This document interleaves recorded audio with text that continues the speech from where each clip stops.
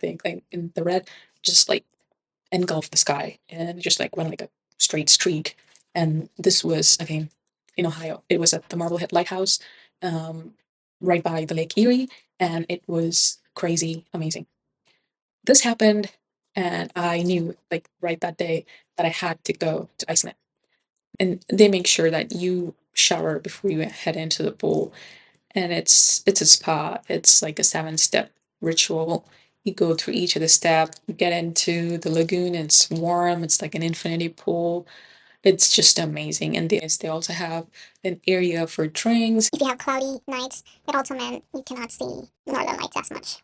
That being said, it was still changing all the time, and so all of the hotels had hot tubs in them, and some of them had multiple hot tubs. Like the northern lights in Reykjavik, if you have pretty good storm, and we had a pretty amazing like storm. See like the purples, and gosh, it was so great. Like you could see the purple. Last day or the day before I was gonna fly out, I kind of ran out of memory. So that's another thing you want to keep in mind. Just take more SD cards than you think you would you need. could still see the northern lights being like all spiraling out. It was still amazing. So very lucky to see 5 days of northern lights. Like,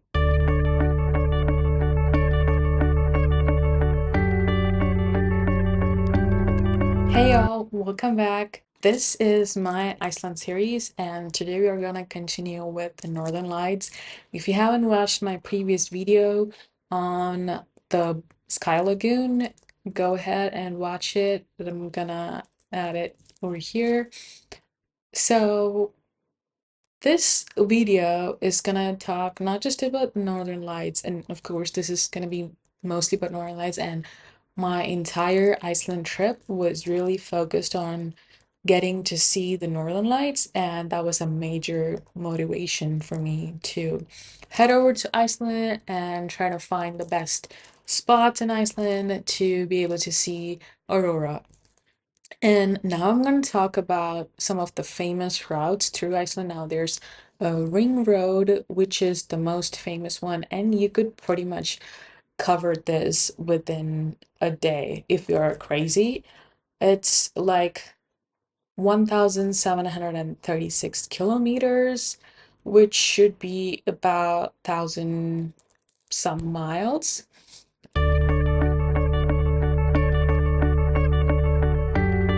So it's about 1,736 kilometer. I have a sample route here, which starts from the airport down to Blue Lagoon and then over to Wick, which is where you have the famous black sand beach. And then you head over to Diamond Beach towards the east, southeast of Iceland, and that's where you're gonna have the ice caves. If you're going in summer or winter, just check what the ice caves if they still have visitation, if they still have slots open to visit that place. And then you kind of go around the eastern fjords and then head up north and see a lot more waterfalls, and then to okay, this place I'm gonna have a hard time spelling. Snuffle Snuffles Joko. Okay, this is the famous like Game of Thrones mountain that's over there. I'm not a big Game of Thrones fan. I've never watched it, although I do have a astrolabe ring from Pandora, which is inspired by Game of Thrones. Um, don't ask me why. I just like everything sun and moon, so I like the astrolabe. I also got another like sun and a moon ring, also from Pandora. So I like sun and moon, kind of everything relating to the universe. So, but anyway, if you are a fan of GOT, you should go to this region and then head back down to Reykjavik and head into Thingvellir National Park, which is closer to Reykjavik before you head out to the airport. Now this is like the most famous one, and there are a bunch of other um, itineraries that you could follow. There's one called Guide to Iceland. That's I think maybe an official guide. They have again the ring road is one of the most famous self-drive itineraries that you could use, and it pretty much covers all of the most famous spots. If you want to head into Iceland, which is called the Highlands, like in the interior is called the Highlands. So if you want to head into the Highlands, I think the best time is the summer. If you are going during winters, there are several road closures. They have gravel roads on the Highlands, so it's best not to risk yourself and your co-passengers and everyone. If you really want to do any of the interior Highland roads, I think it's best to get one of the guides. There are so many guides in Iceland. They also offer photo sessions along with a package. So that's one of the main stream of income for a lot of people. It's a main tourism is a main stream of income for Iceland. So obviously there's going to be a lot of guides to get you to various locations, and they are so much more experienced in the region and the climate and how the roads are. So if you want to go into the Highlands and if you're unsure how you were going to do about, I would suggest like getting in touch with one of the guides, and they should be able to like take you in. If you're also like not a fan of self-driving, you could hire one of the guides and they'll be able to take you into the Highlands and into the interiors. But if you are planning on doing a self-drive tour like I did, follow along for some of the tips and things that you have to look out for. Again, keep in mind about the rules of the road. Everything is in metric system, and you want to make sure that you're not going beyond the speed limit. It's all fair. Like you have to respect the rules of the road, and not go beyond the set speed limit. And every all the speed limit is also in kilometer per hour. So if you are used to driving in the US, you might feel like it's a little bit slower. Also, given that it's a lot more wider, like it's all landscapey, you might feel you're going a bit slower, but you are gonna be going much faster for that area. Um, so yeah, just keep in mind, and if you go off-road, your phone reception, if it works, great. If not, you might be kind of stuck there until another person sees you. I believe there's also like a satellite phone that you could rent before heading into the Highlands, or even just if you're ever in Iceland and you are not sure if your phone service is going to be as good, then I would suggest having a satellite phone, which you could hire on a daily basis, and you could use that just for safety purposes. Having said that, I did not look into well, I did look into the satellite phone, but I did not get a satellite phone because I have Verizon. This is not sponsored by any means, but I have been a customer with Verizon, and I've heard that the network connectivity is much better. I honestly can say I did not lose any connectivity at all amongst all of the places that I was at. Maybe there were some spots that was iffy, but most of the places, like I also downloaded the maps like onto my phone, and I also printed a copy of the maps. I do my research before I head out. So if you are well prepared, well and good, fine. But if you have doubts, I would definitely recommend having a satellite phone just to be safe. So you always have to watch out for where you are at, and if you're lost, well, and if you're going for hikes and stuff, which I did not do as much as I would have liked it to, but yeah, if you're going out on hiking into the Highlands in one of the national parks, it's better that you have a satellite phone with you. Like when I'm doing one of my research, I also had looked up several of like itineraries by others' blogs and travel videos like this. So if I find one good, or if I can remember one that I did see, I'll try to attach it to the video below.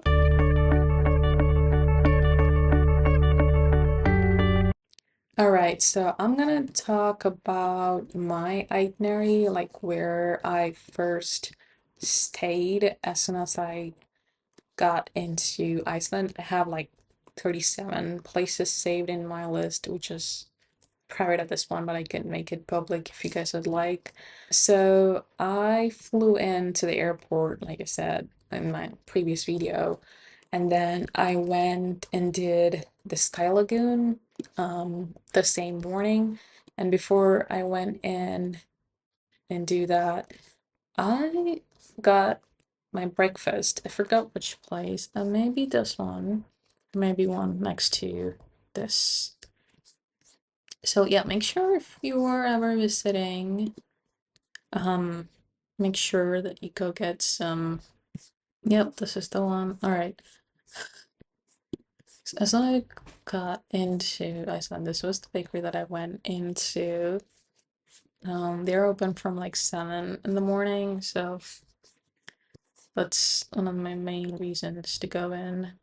And then I went to Sky Lagoon and then headed back to my hotel. So for the first day, I was planning to stay at Gardur, which is like the very tippy top on the west end of Iceland, and which is closer to the airport. So Gardur, I think it's a very nice spot.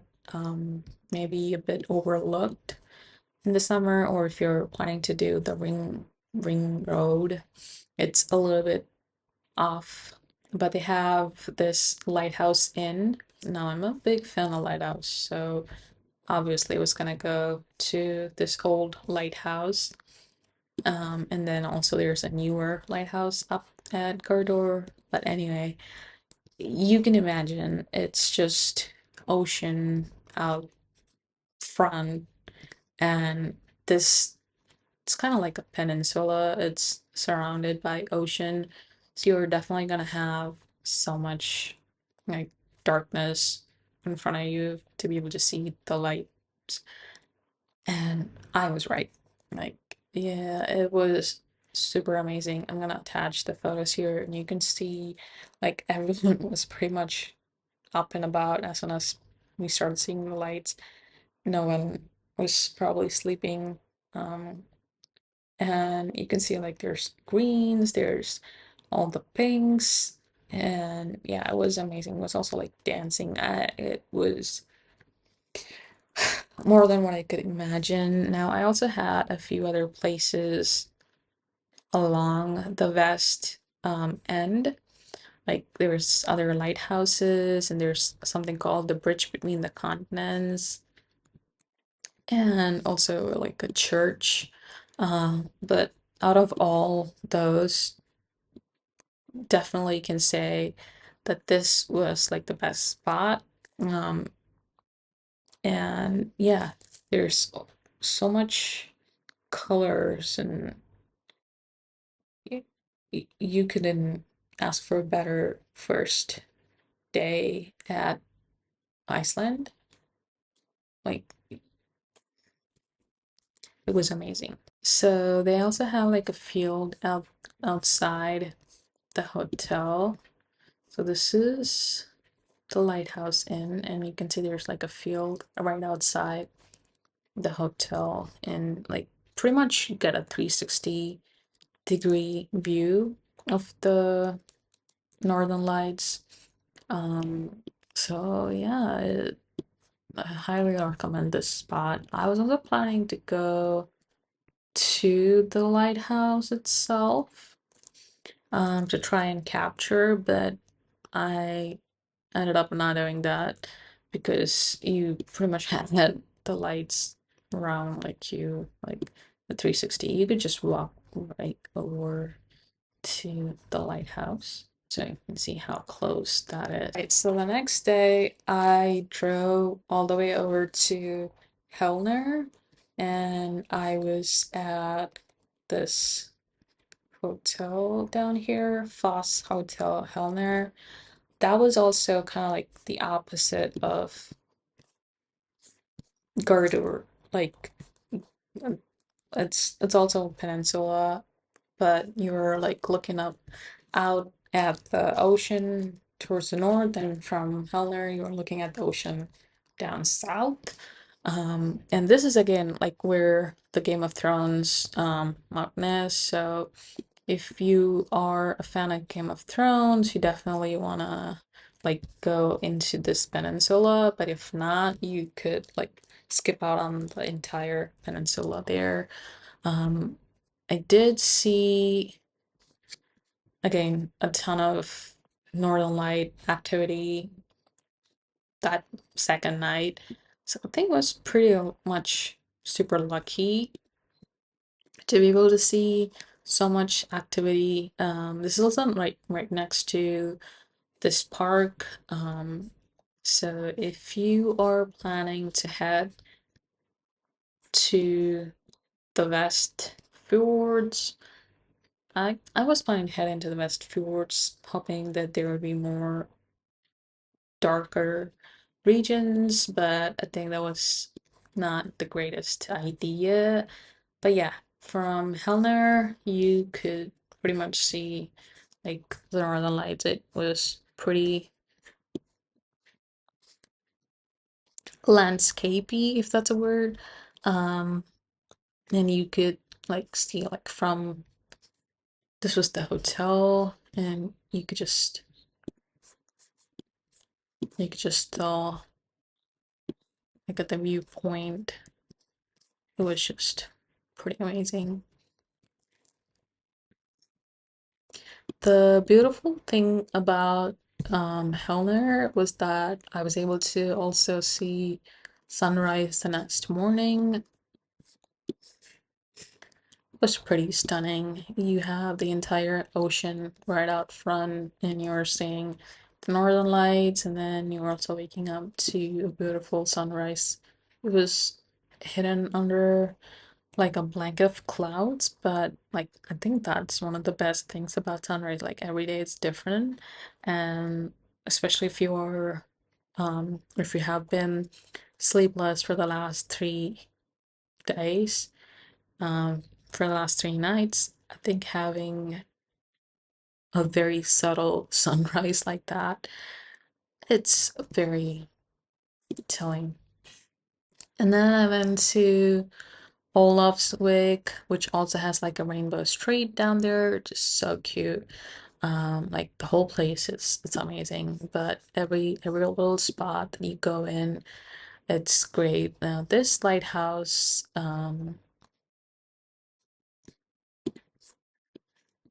the roads are closed, so I didn't really head in. And then I saw Falls. I was more interested about the stone that's right next to it, and boy was it cold. Like I'm not kidding.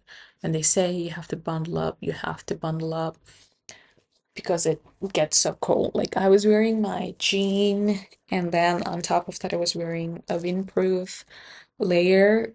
It was still cold.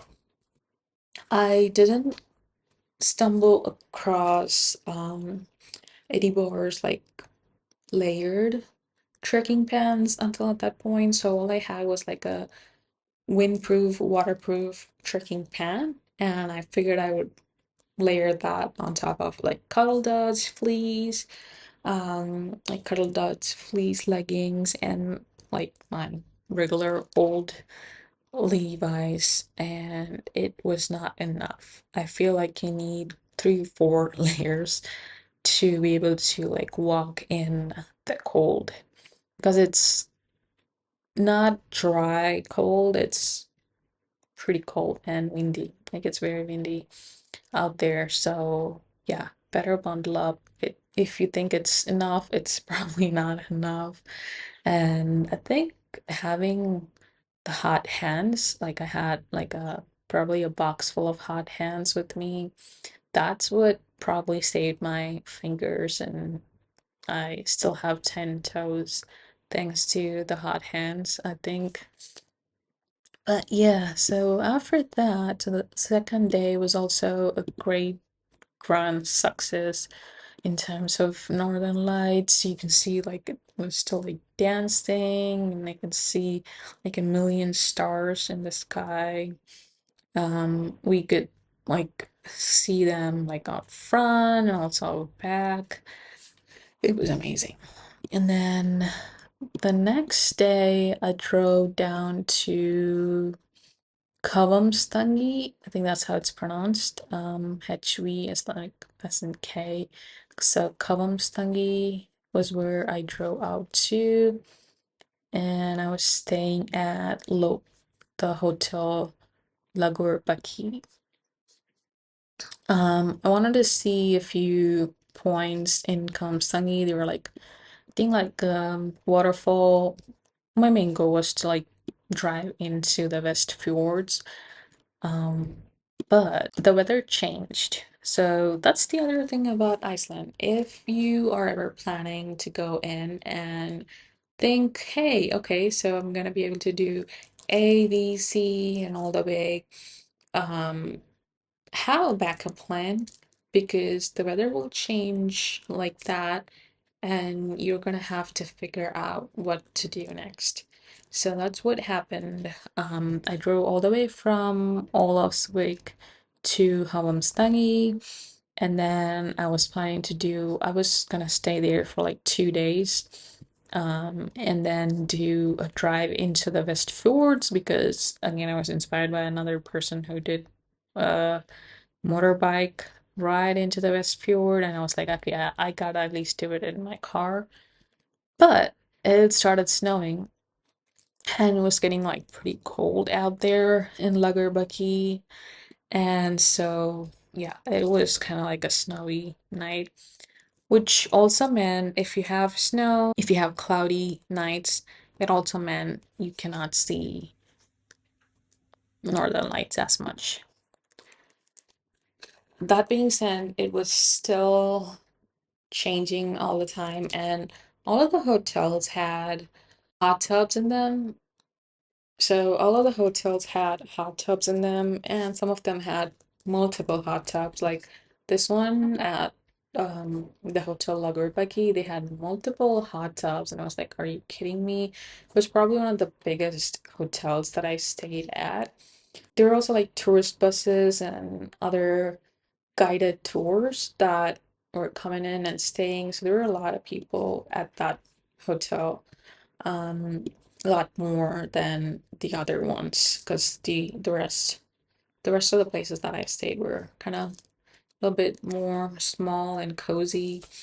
Um, and so this one had a restaurant in it.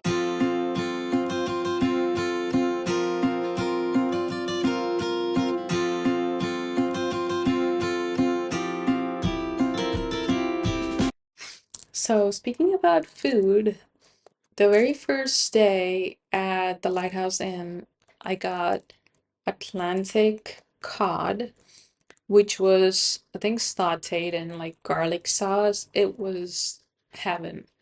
It was so good. I couldn't imagine like uh it was really great. Like it was amazing. And I'm not a fan of fish. Like if you had seen my previous video, I already mentioned that I'm not a fan of fish, but being in Iceland, well, you gotta try the local dishes, and this one was just amazing. Chef's kiss.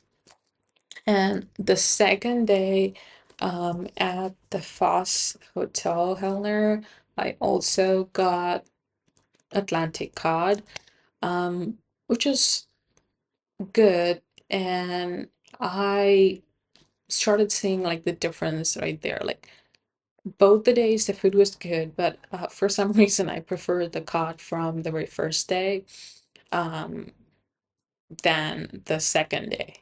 So at that point, I started saying, okay, I'm not getting any more fish. I've already had fish at the Sky Lagoon. I've already had fish at the Lighthouse Inn, and this was at Foss Hotel. So I was like, okay, maybe I should be done with the fish. And so at Lagurbeki Hotel, which was like the third day, or the fourth day, I decided that I would try the Icelandic clam. There is the Icelandic clams and on the Icelandic horses all the time. And I think at that point I was like, they look warm and nice. And I knew they had Icelandic lamb on the menu, so I was like, okay, I'm gonna try the Icelandic lamb burger, which was humongous. The patty was so large. I think it was certainly like American portion because it was so big. Like I couldn't finish it. I probably had like half of it. But yeah, it was a lot. I felt so bad wasting it because I was gonna drive out somewhere the next day.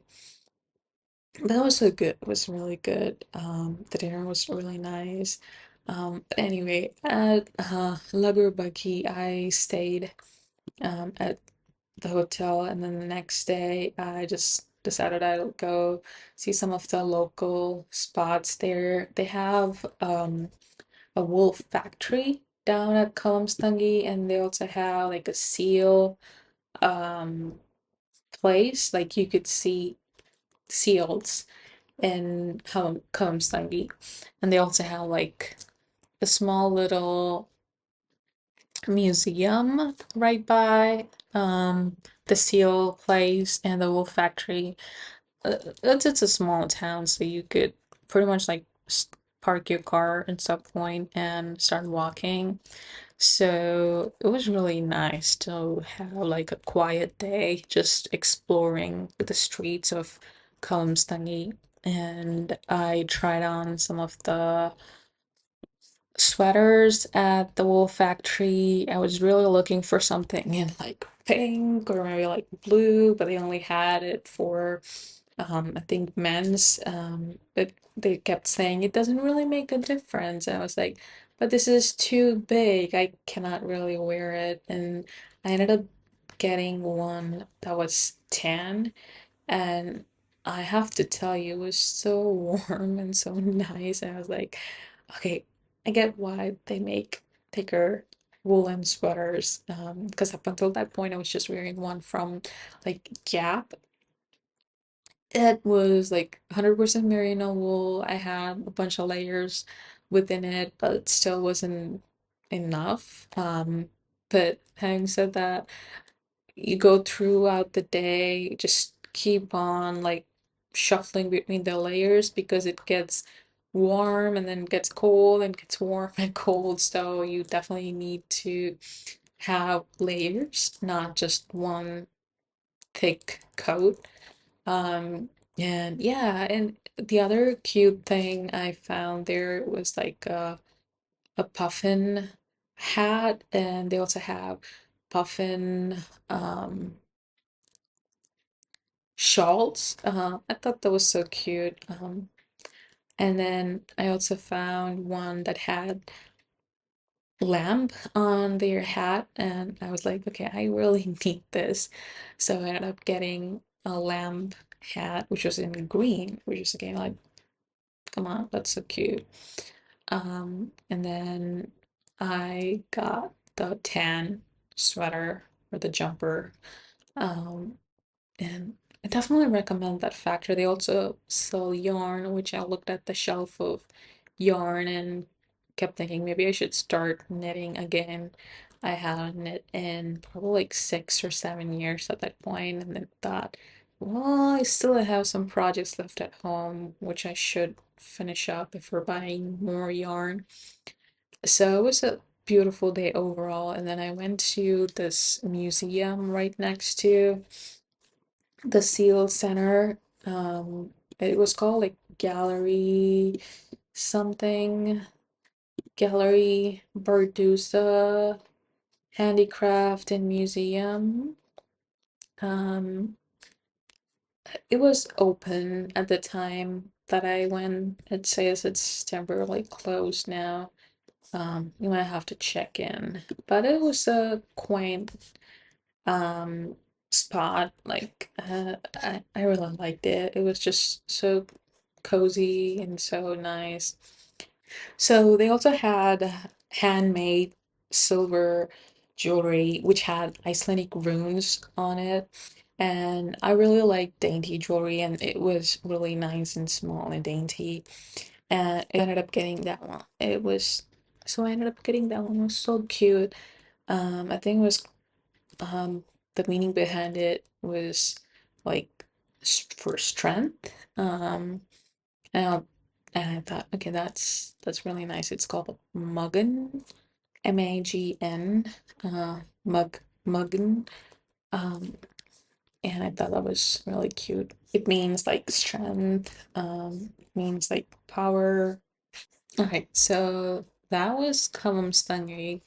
And then on the third day at the hotel, I tried my best to see the Northern Lights, but it was much more faint than it was on the first 2 days. You could still see like you can still see like there's all the greens, um, and I could also see a few of the other colors, but it wasn't as great as it was on the first 2 days. It was a little bit disappointing to say, but I also happened to meet a local tour guide and a photographer on the same day, and we were both like waiting for literally like the Northern Lights. There were a whole bunch of people waiting to see the Northern Lights. You can see the sky was still clear that day, but it was starting to get chilly and cold. We were supposed to get a snowstorm the next day. So we were like shivering in the cold and then just heading back into the hotel and out, back in and out because it was so cold. But anyway, I did run into another like local tour guide and photographer, and he was just amazing. Like he can also mention like how you kind of wanna have the cloudy days in between because it gets so tiring to see Northern Lights every single night. And I was like, maybe that's a little bit true because you are so excited to see them. And so excited so much so that you want to like fly across continents to see something amazing. But then after like the second day or the third day, you start getting tired because, hey, it doesn't happen like the entire night. Like it's not gonna be out for like 8 hours a night. It just comes and goes in waves. So you have to come out and see it when it's happening. And if you miss it, you kind of miss it. So there's that. And then B, it's gonna be definitely or most certainly cold when you try to see it. So you're pretty much shivering and you're trying to get all your gear. And then C, you're just straight out tired. There's no easy way putting it. Although I was like lucky enough to see the lights for the first 2 days, so much brighter, so much nicer. And then even on the third day, even if it's just faint, I was kind of like getting tired. It's almost like a gamble. You might be there, it might not be there. So there's that too. But anyway, I ended up like chatting up with him a little bit, and turns out he had um put this book together for the Northern Lights, and I said, okay, where do I get this? And ended up picking this up at the airport. I was trying to find these somewhere, but this photographer that I met, also a local guide. His name is Paul. I'll tag him below, and all these photos are definitely amazing. If you could get a hand on this book, like you would see like this one right next to like a waterfall. Again, this one's not mine. This is from his book. And he's also like a tour guide. So I'm pretty sure like if you book one of his tour, and if he were to take you out into the Highlands, you might be able to get some of these amazing shots yourself. You might be able to see them, which in itself is super cool. And I think here's him again. Um, like, come on, like Paul did this. Like he, and I think you can see other photographers in the picture too, but these are just amazing. So yeah, if you ever wanted to check this photographer slash tour guide, like he's great. This book itself speaks a lot for the kind of work he does. And yeah, he was there as part of the tour. He said he was doing one of the ring road with some of his clients. So we happened to just catch up that day, and it was just so refreshing. All right, so that was about Kavamstangi and Lagurbaki. Now, if you are heading into um, Thingvellir National Park, at that point you're already a bit far from the national parks. I think the closest to the national park is to stay at Reykjavik, which I didn't. I stayed at Lagurbaki thinking I wanted to um, go to Thingvellir National Park the next day. So I stayed at Lagurbaki and I was gonna head into Thingvellir National Park the next day, which was about like 200 kilometers and about 2.5 hour drive.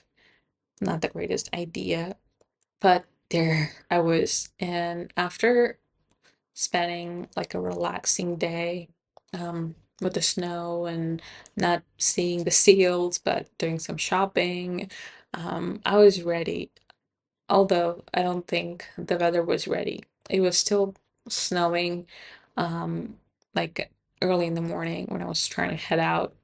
And this was like day 4 or 5. And at this point, I was trying to like head into the Northern National Park. It was still snowing, and I tried asking about like how bad it's gonna be if it snows, like up in the Highlands, like up in the mountains, and they pretty much pointed out to like one particular spot that was gonna be bad, and it was pretty bad up there. But other than that, I think I was pretty much good. Like it was amazing. I did drive a bit slower than I would usually do, which again, kind of used to driving in the US in the snow. If you've been in Toledo, you kind of know. And so that was Thingvellir. And then the next day after Thingvellir, I stayed at Reykjavik for the last 2 days. You won't believe it. You could also see the Northern Lights in Reykjavik if you have pretty good storm. And we had a pretty amazing like storm like 2 days ago, like the solar storm. And so we could see like the purples, and gosh, it was so great. Like you could see the purple, like dark pink. There was green and the purple, and yeah, it was just crazy amazing.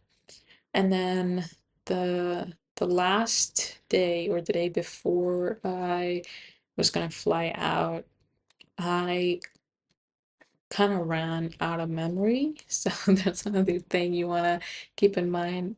Just take more SD cards than you think you would need.